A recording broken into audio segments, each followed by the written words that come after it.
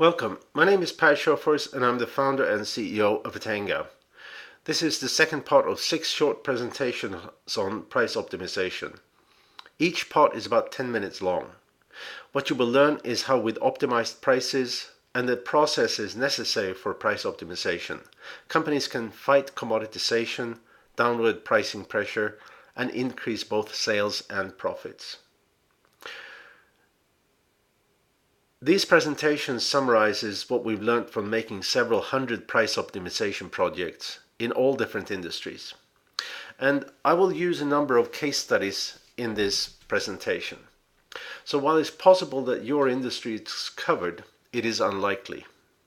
So please then think, how should this apply to me, to my company, to my circumstance? What can I learn? In the prior part of this series, I talked about commoditization, why it happened, and how you can fight back. And let us continue to examine where the loss of pricing power comes from. More often than not, it comes from companies who view the marketplace as homogeneous. They believe that all buyers have the same criteria for selecting a vendor. But that is not so, as we saw in the university case in the prior portion of the series. In every market there is ways to differentiate and gain pricing power, sometimes by much, sometimes by little. Consider something as commoditized as gas. Gas prices are higher when the gas station is close to the freeway on-ramp. This takes leverage from the simple fact that you don't want to run out or run low on the freeway. It takes an advantage of convenience and location. Even gas in the middle of nowhere have higher prices, taking advantage of your lack of alternatives. And let me give you a short example. On the 15 freeway between Los Angeles and Vegas, there is a 50 or so mile stretch where there's only a single gas station. Guys, there is twice that of what you normally would pay. A whopping $8 or $10 by now, I guess, per gallon. Not many people buy gas here, of course, but for the few who does, it's enormously profitable for the station. And people still buy gas there because even at that cost, it is more convenient and cheaper than running out.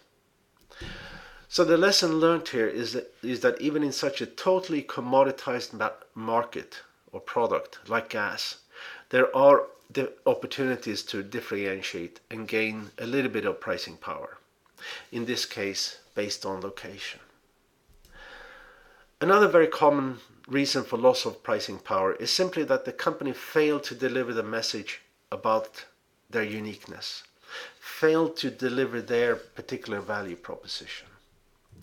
It happens when salespeople or the people responsible for sales becomes order takers, often because they don't know their company's differentiators, don't know the unique value proposition, or because they're not trained to deliver it, or sometimes because the company don't have one, or haven't bothered to figure out one. Because the company have given up.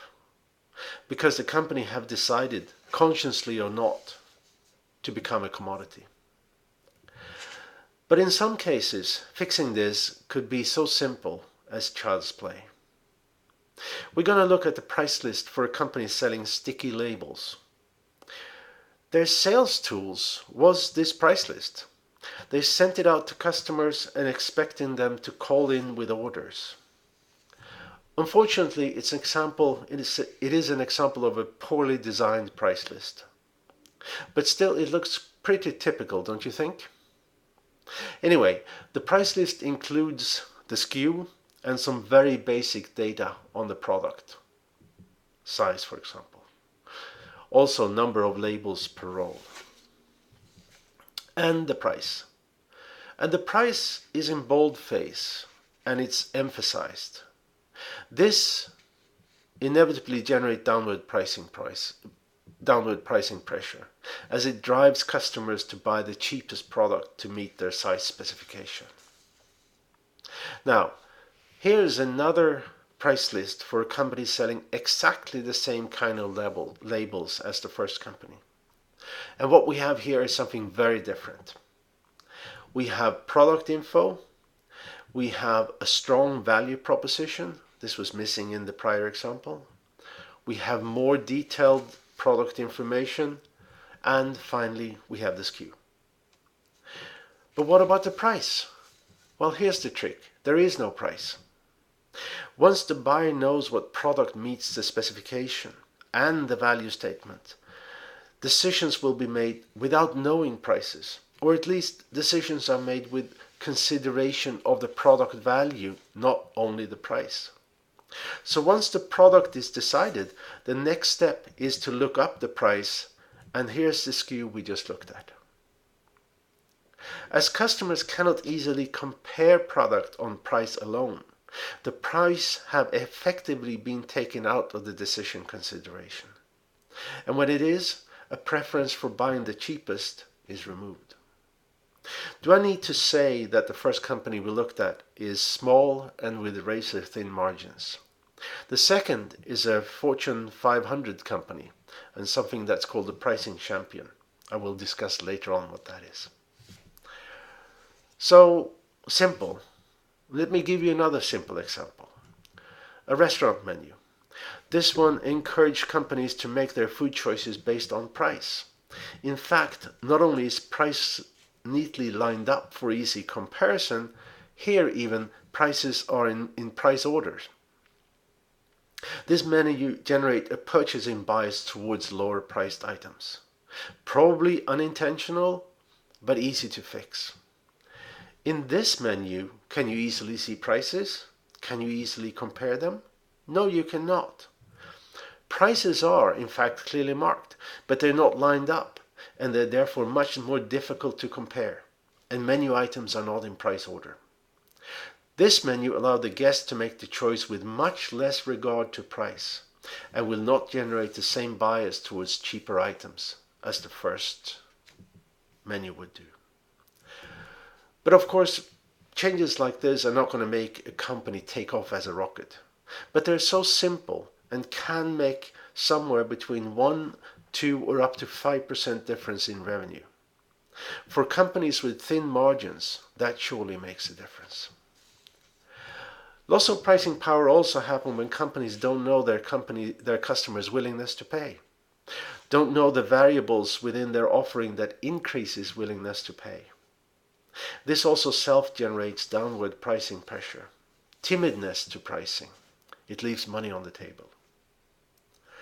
We're going to explore this with a company selling power drills.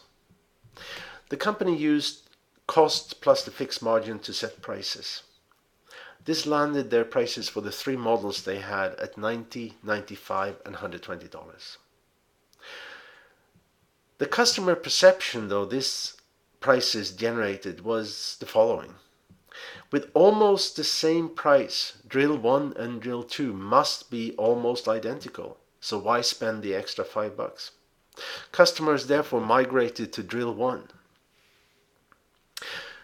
The gap between drill 2 and drill 3 is large, and it made drill 3 look so expensive that few customers wanted the premium product. And as you can see, of all the drills the company sold, drill 1, the product with the lowest dollar margin, generated 3/4 of sales volume. The company then conducted what's something called a cross-price elasticity study.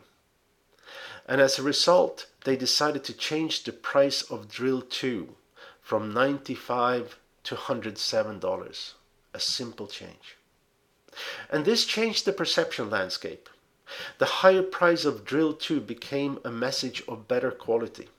And since the gap to drill 1 was larger, drill 1 looked too cheap, driving customers to drill 2. And the gap to drill 3 was smaller, so more customers decided only to pay $13 more to get the best. It had a dramatic effect on the product mix. Suddenly, drill 2 at the higher price became the best-selling product, and also sales of drill 3 almost doubled. So what was the result of this small price change? Well, revenues for the product line increased with 14% and gross margin with 20% from one little price change. Quite amazing. And finally, downward pricing pressure happens because salespeople don't know how to defend their pricing. They're not trained to set up the customer interaction already from start to deflect any discount requests. They don't know or are not trained to control the sales conversation, to keep it away from pricing. Because if the conversation is about pricing, the salesperson lost. They don't know how to defend the unique value and the benefits your company has. But let's examine something else. Some of the reasons a customer leave a vendor. There are, of course, natural reasons that you have no influence of, and I'm not going to go into them here. But there are others that are quite common that we can. And the issue here is that we are also expert. My company is expert on what we do. Your company is expert on what you do. We provide something of value to our client, and we focus on the value we deliver. It is that value that keeps us in business. But since we're humans, mistakes will happen. We or some of our employees will fail to do something at all, or fail to do the right thing.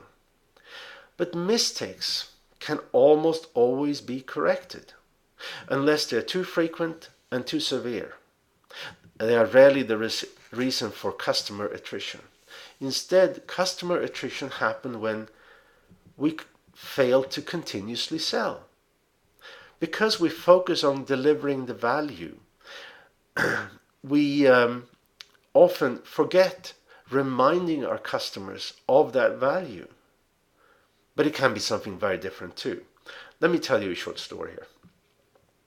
A client of ours were very successful in getting long-term service contract with one of the best-known brands, with several of the best-known brands in the nation. And they generated tens of millions of dollars per year for these brands. But curiously, just about every of these customers had a lifespan of about 3 years. Then they cancelled.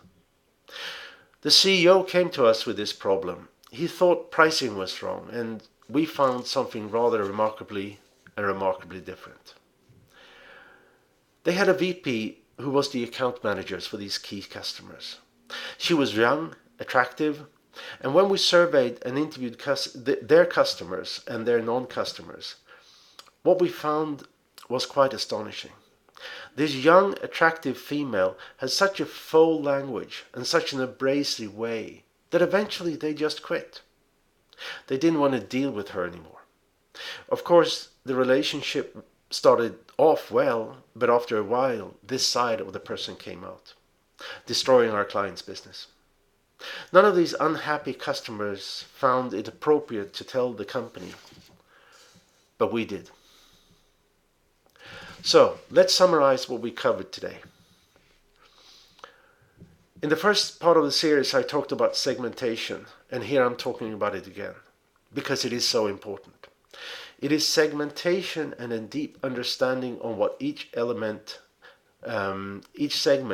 has value drivers and what they're willing to pay that forms the basis for gaining pricing power. And sometimes companies simply shoot themselves in the foot and self-generate downward pricing pressure and commoditization pressure. And when they do, the fix can be very simple. And companies forget to continuously sell to customers they already have a relationship with. Customers want to be treated to customers all the time, even if you know them for a long time. Thank you very much. I hope you enjoyed this part, and I'm looking forward to see you in the next part of the series.